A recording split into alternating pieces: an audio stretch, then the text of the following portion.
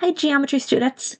In this video, we're going to introduce some different segments in circles and some formulas that lets us calculate the distance. Our first type of segment is called a chord.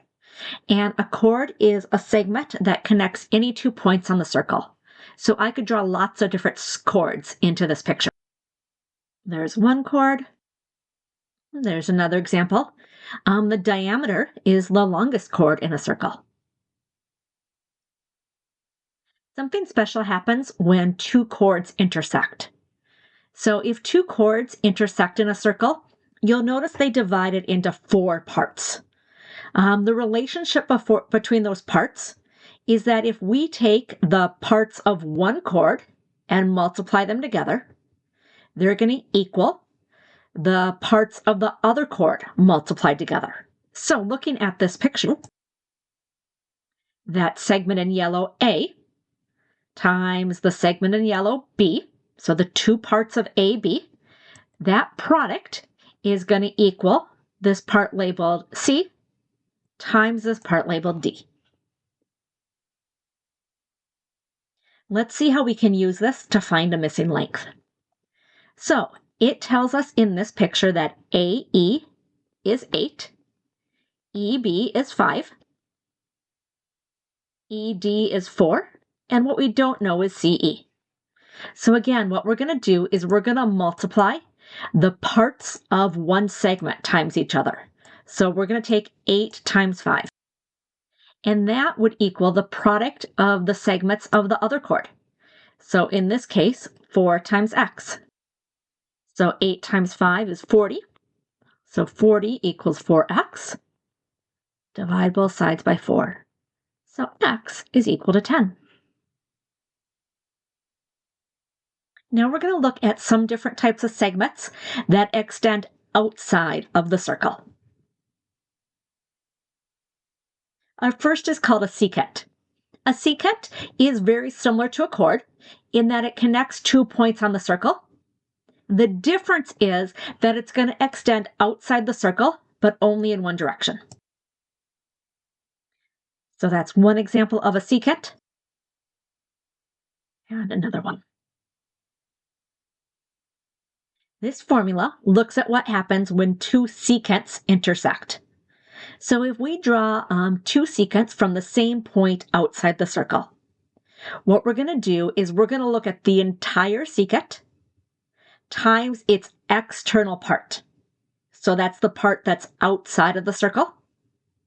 That's going to equal the other entire secant times its outside part.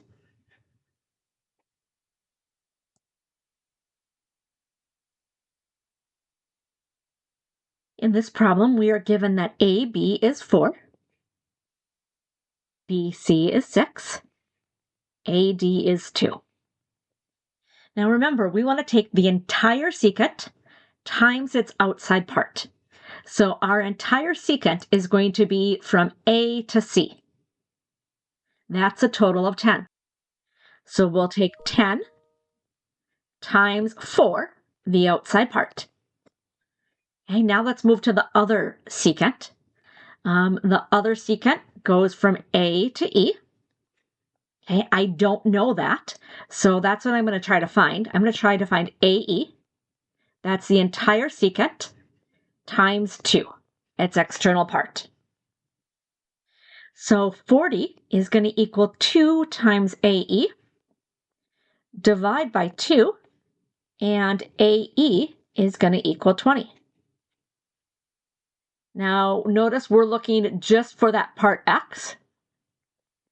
So if EA is 20, subtract the 2 we were given. So x would be 18. And our last segment type is a tangent. A tangent is a segment that intersects the circle at exactly one point. And where it intersects the circle at that one point, it's going to make a right angle with the radius. So that segment AB would be a tangent. If O is the center of our circle and OA is a radius, there's going to be a right angle there at A. Now, when two tangents are drawn from the same point, they're going to be equal.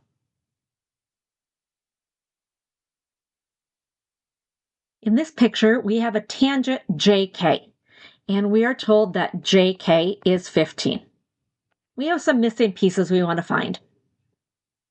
First part we're looking for is KP. Well, KP is also a tangent. It's drawn from point K, so that means that it would be equal to the other tangent from that same point. We're also looking for angle MJK. MJ is the radius. JK is a tangent. That means when they form, they make 90-degree angles. You'll continue exploring these calculations in your upcoming GeoGebra and then your worksheet.